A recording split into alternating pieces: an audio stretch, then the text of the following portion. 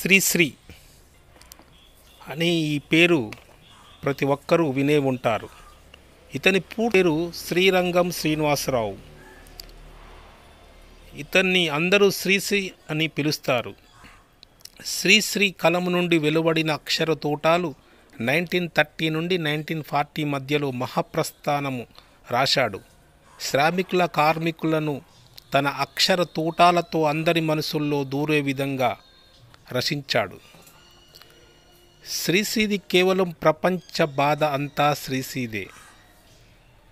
అతడు రాసిన కొన్ని కవితలు: మరో ప్రపంచం పిలిచింది, మరొకటి పదండి ముందుకు తోసుకుపోదాం, ఇంకోటి నేను సైతం ప్రపంచాగ్నికి సమిధనొక్కటి ఆహుతి ఇచ్చాను,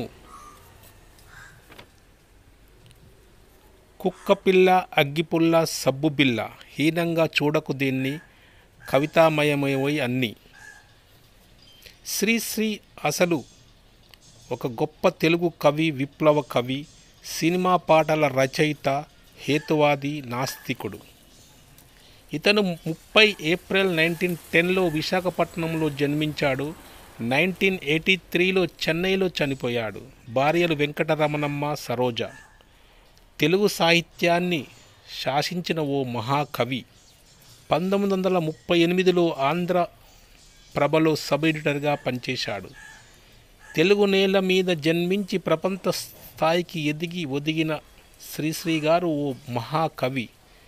శ్రీశ్రీ గొంతెత్తి మరో ప్రపంచం అంటూ చదువుతుంటే అమెరికన్లు నోరు తెరిచి కళ్ళు తెరిచి అలానే కూర్చుండిపోయారట. మన తెలుగు తల్లి అందించిన ఓ ఆణిముత్యమే ఈ శ్రీశ్రీ గారు. 1974లో సినిమా అవార్డు అల్లూరి సీతారామరాజు అనే సినిమాకు తెలుగు వీర లేవరా అనే పాటకు అవార్డును అందించారు. 1974లో ఆంధ్రప్రదేశ్ పౌర హక్కుల కమిటీకి శ్రీశ్రీ మొదటి అధ్యక్షుడిగా ఉన్నాడు.